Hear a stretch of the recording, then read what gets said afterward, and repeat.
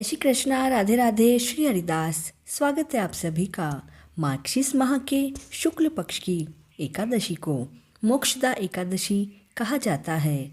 यह एकादशी मोक्ष प्रदान करने वाली व अनेकों पापों को नष्ट करने वाली होती है। इस एकादशी के दिन भगवान दामोदर की पूजा करनी चाहिए, उपवास करना चाहिए व एकादशी की कथा का श्रवण करना चाहिए।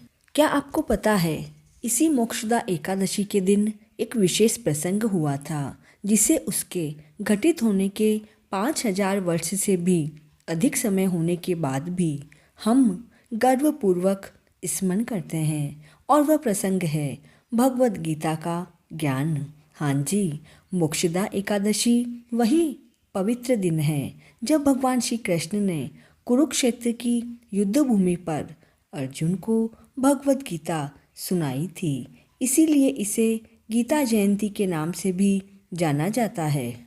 इस बार 5127वीं अर्थात 5127वीं श्रीमद् भगवद गीता की जयंती है।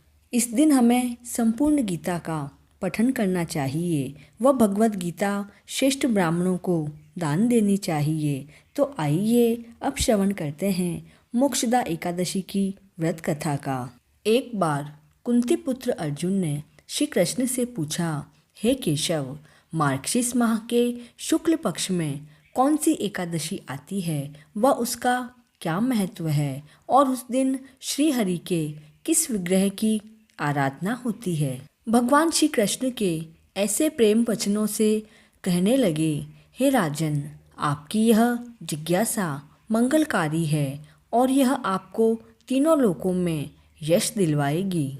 पुराणों के अनुसार प्राचीन काल में वैशानक नाम का एक राजा राज्य करता था। उसके राज्य में चारों वेदों के ज्ञाता ब्राह्मण रहते थे। एक रात्रि को स्वप्न में राजा ने अपने पिता को नरक में पड़ा हुआ देखा तो उसे बड़ा आश्चर्य हुआ। प्रातःकाल वह विद्वान ब्राह्मणों के पास गया और उन ब्राह्मणों को रात्रि में स्वप्न की बात बताई कि मैंने स्वप्न में अपने पिता सहित पितरों को नरक में पड़ा देखा है। उन्होंने मुझे कहा कि पुत्र, मैं घोर नरक भोग रहा हूँ, मेरी यहाँ से मुक्ति करवाओ। जब से मैंने उनके ऐसे वचन सुने तब से तो मुझे चैन नहीं है। मुझे राज्य सुख, ऐश्वर्य, धन आदि कुछ भी सुखदायक नहीं लग रहा। आप मुझे कृपा करके उपाय बताएं जिससे मेरे पितरों को मुक्ति प्राप्त हो। राजा के वचन सुनकर ब्राह्मण बोले, हे राजन, यहाँ से समीप ही वर्तमान, भूत और भविष्य के ज्ञाता पर्वत नाम के एक मुनि हैं। आप उनके पास जाइए, वह आपको आपके पिता की मुक्ति का मार्ग बता सकते हैं। ब्राह्मणों की बात सुनकर राजा आश्रम की ओर चले गए। जब राजा आश्रम पहुँचे तो उन्होंने देखा कि वहाँ अनेक मुनि तपस्वी तपस्या कर रहे हैं। उस समय चारों वेदों के ज्ञाता पर्वत मुनि दूसरे परमपिता ब्रह्मा के समान बैठे थे। राजा ने उन्हें देखकर उन मुनि श्रेष्ठ को प्रणाम किया और कहा, गुरुवर, आपकी कृपा से मेरे राज्य में सब सकुशल है, परंतु मेरे समक्ष एक ऐसी समस्या आ खड़ी हुई है जिससे मुझे बड़ी अशांति हो रही है। और राजा ने पर्वत मुनि को अपने स्वप्न की सारी बात बताई।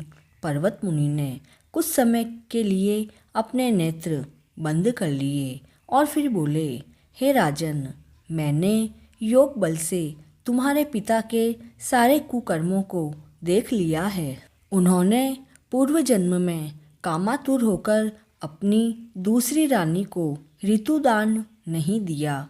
उसी पाप कर्म से तुम्हारे पिता नरक में गए हैं। तब राजा बोले, हे मुनिवर, मेरे पिता के उद्धार हेतु कोई उपाय बताएं। तब पर्वत मुनि बोले, हे राजन, मार्गशीर्ष मास के शुक्ल पक्ष की एकादशी का आप उपवास करें और उस उपवास के पुण्य को अपने पिता के नाम का संकल्प करके छोड़ दें। इस एकादशी के पुण्य के प्रभाव से आपके पिता की मुक्ति होगी। ऐसा सुनकर राजा अपने राज्य में वापस आ गया और परिवार के साथ मोक्षदा एकादशी का उपवास किया और उपवास के पुण्य को राजा ने अपने पिता को दे दिया।